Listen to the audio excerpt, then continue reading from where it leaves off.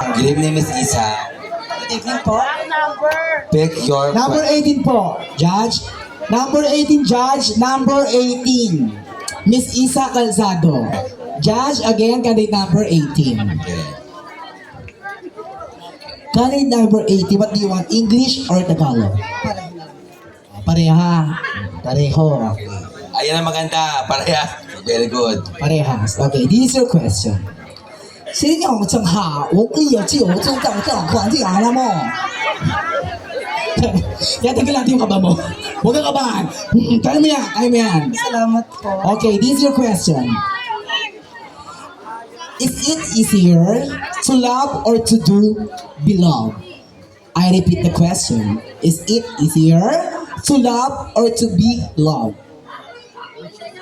Ladies and gentlemen, the question that was clouded on my shoulder is that, is it easier to love or to be loved? Ladies and gentlemen, I don't want to go ahead and sound hypocrite because it is easy for us.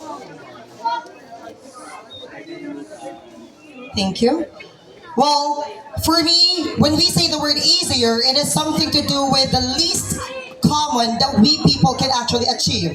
Then definitely, it is better or it is easier for me to love people around me rather than to be loved. Why? Because ladies and gentlemen, as a member of LGBTQ community, we all know that next to the word homosexuality are the words discriminations and criticism. Definitely, I will never be accepted by the people around me, but all thing that I can do dahil sa mga kritisismo na ibibigay sa akin ng mga tao, tanging ang pagmamahal lamang po ang ibabalik ko sa kanila upang nang sa gayon, ako ay tanggapin nila kung sino at ano ako. Always remember this, just like what the Bible says, John 3:16. For God so loved the world that He gave His only begotten Son, that whoever believes in Him should not perish but have an everlasting life. Then definitely, lagi po natin pakatatandaan ang pagmamahal ay parang respeto. Kailanman po ay hindi ito nililimos, ibibigay ito sa tao kapakipanabang ng na tinatawag nating salitang pagmamahal. Kaya ako po ay naniniwala that it is easier for us to be loved as long as you show appreciation and commitment, and to those people who will never accept you, that who you are and what you are worthy to be loved. Good morning.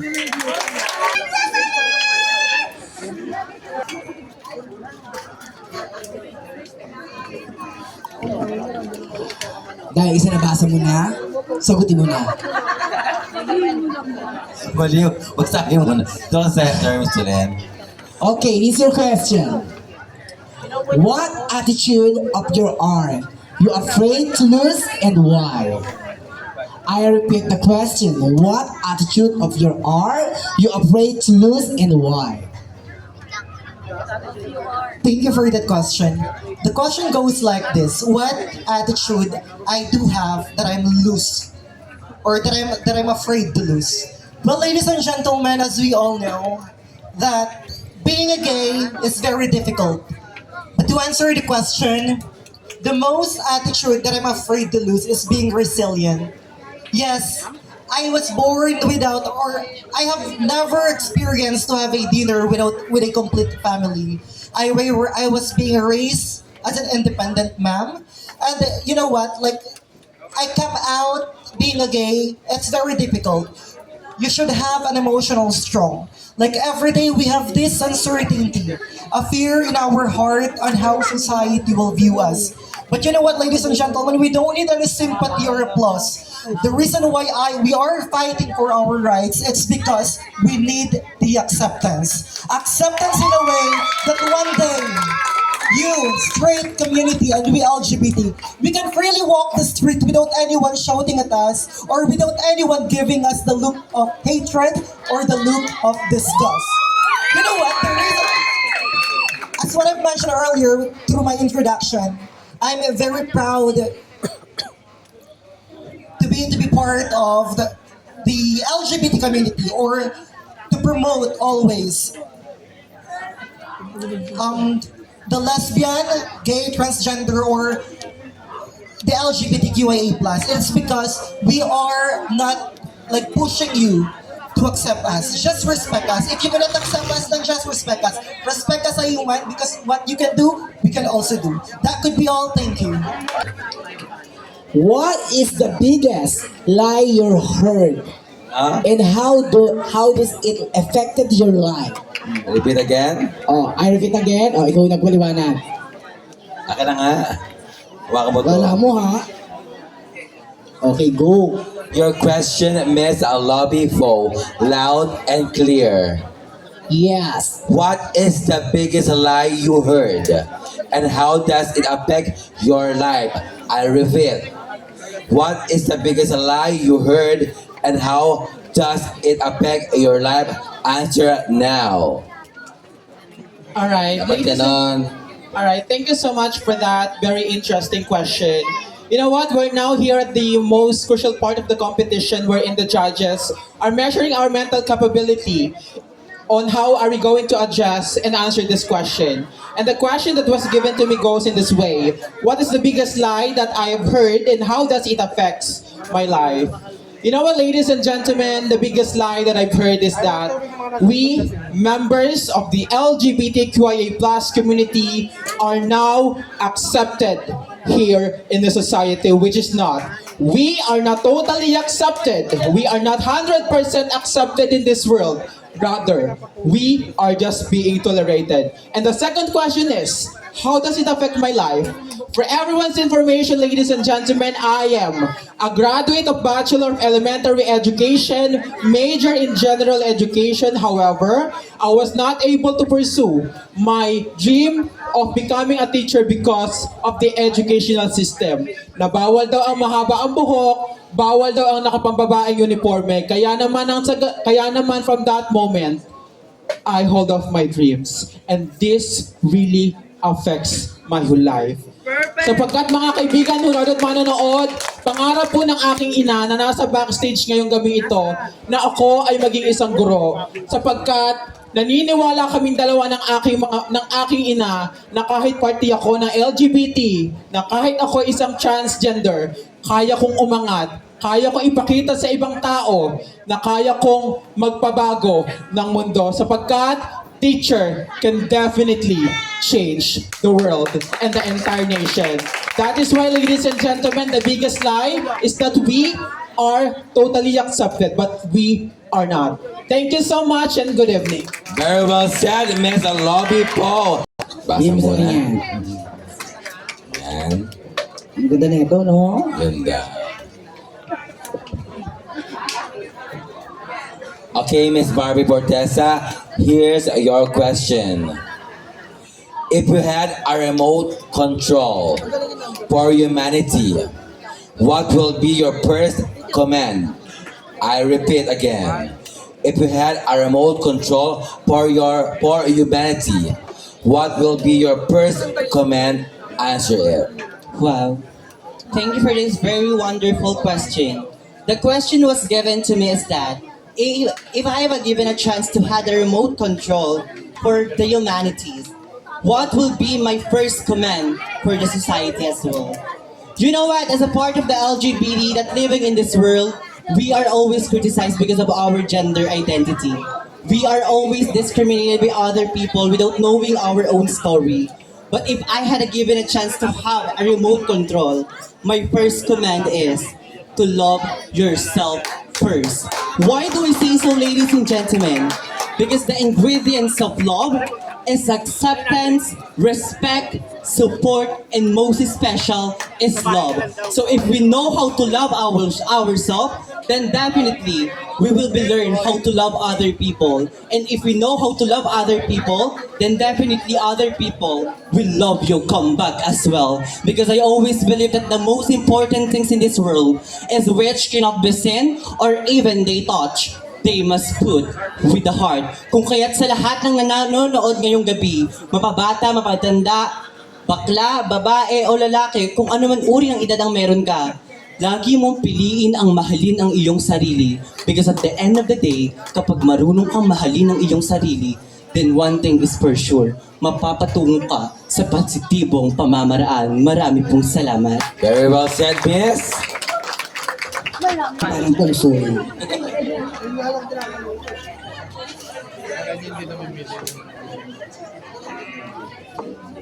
good morning, Miss Loisa. This is your question. I'll repeat twice. Give two relevant purposes why people pass away. I repeat, give two relevant purposes why people pass away. Wow. Thank you so much for the very wonderful question. The question is, give two relevant purposes why people pass away. Marahil sa pagkakataon pong ito, marahil marami pong tumatakbo sa aking isipan na magiging purpose natin kung bakit tayo mamamatay. Ngunit para po sa akin, ang unang-unang magiging relevant kung bakit tayo mawawala dito sa ating mundo ay first, ay kapag nagawa na natin ang misyon natin bilang isang tao. Dahil lahat tayo na nabubuhay dito sa mundo ay meron tayong misyon na dapat natin gampanan at dapat natin tapusin. At sa ganung pamamaraan, kapag natapos na natin ang ating misyon, pwede na tayong umangat sa langit at makita natin ang ganda at tunay na tinatawag nating paraiso. At pangalawa, ayon ay kapag naitama na natin ang mga maling bagay natin habang nabubuhay pa tayo.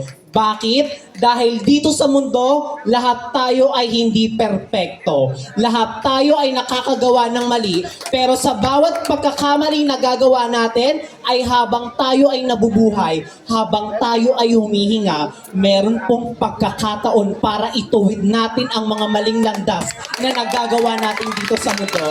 Kaya para sa akin, ang dalawang reason para tayo mawala dito sa mundo ay una, tapusin natin ang ating misyon at ang pangalawa ay ituwid natin ang mga maling nagawa natin. Maraming salamat po. Very well said, Ms. Loisa Antalio, candidate number five.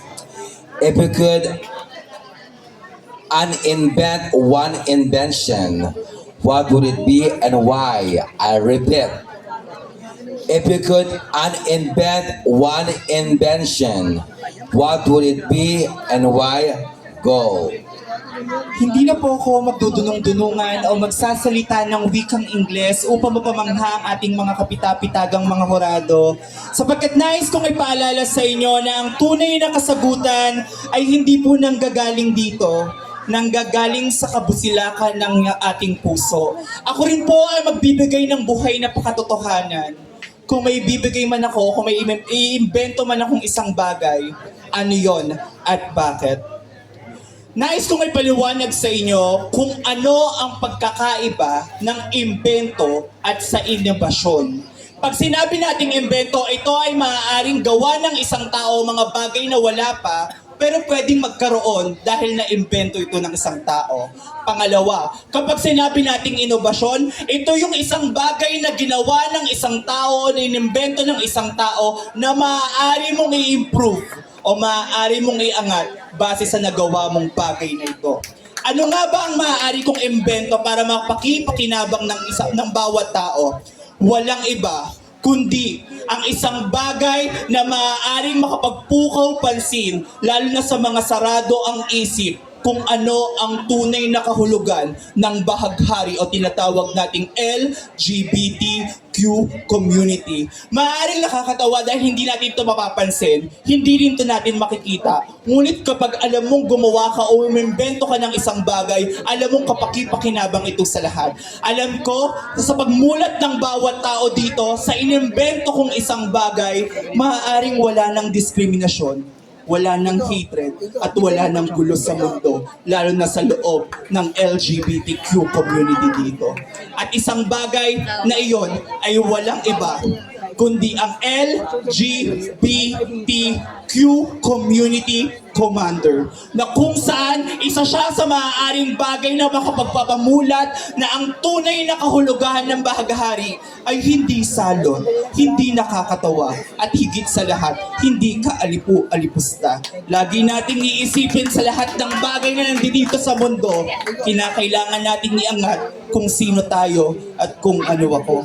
Nais kong ipaliwanag sa mga hurado na ang isang bagay na imbento ko, maaaring kakaiba sa mga naiisip nyo, pero alam ko na pakikinabangan to ng pamilya ko o tinatawag nating LGBTQ community. Magandang gabi. Very well said, Miss Yan sa Quiapo. At ang Yan. mundo. Ito binigay mo, di ba? O, basahin mo. Lahang kay Sing Contest. Pili ka sa dalawa. Okay, go. Pakibigyan na sa kanya na. Good morning, Miss. Okay, your question. Minute number 3. I'll repeat it twice for you to understand it. What is your basis? What is your basis of what is right and what is wrong? I'll repeat. What is your basis of what is right and what is wrong as it go? Thank you very much for this very interesting question. Ladies and gentlemen, let's always take in mind of what is right in our community, of what is politically correct and what is considered is the basis in our legal books. Constitutional rights will always be the basis of people's rights. However, in the question persists, what is my basis, my personal rights of what is right and what is wrong? It will always be my capacity to know of what is right and what is wrong. And that is my conscience as a human being. Because as the highest form of animal species, this is the main thing that we have aside from this species that makes us the most super fragilistic expialidocious. Meaning that we are able to feel other people's feelings, what they are going through, aside from our own. And with that, ladies and gentlemen, that will be your basis of what you're going to do with your hands, with your decisions and your opinion. And as a transgender woman and a human standing before you, I always take this as a validation, as an example, as a variable. Before I say something, before I do something, hindi porket sinasaktan tayo ng ibang tao sa salita at sa gawa, kinakailangan natin iba to sa mundo. Dahil dun nag-uumpisa ang tinatawag natin gera at pananakit dito sa ating mundong ginagalawan. Kung kaya't, kung gusto nating matapos ang negatibong pag-ikot, umpisahan natin sa pagtigil ng mga bagay na ito. Maraming salamat po. Very well said, Miss Yang. La Victoria. This is it, Miss Kim Domingo. Your question, I'll repeat twice. If you could change one law in our country, what would it be and why? I'll repeat. If you could change one law in our country, what would it be and why? Before I answer this question, I would like to thank to all the board of judges for choosing me as a semi-finalist.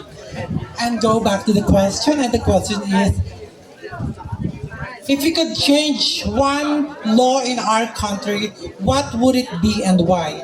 So, kung bibigyan daw po ako ng pagkakataon na baguhin ang isang batas dito sa ating Pilipinas, ano daw po yun at bakit? Siguro, ang pipiliin ko, ang babaguhin kong batas, yung batas na ikulong yung mga tao na hindi pa masyadong nabibigyan ng sapat na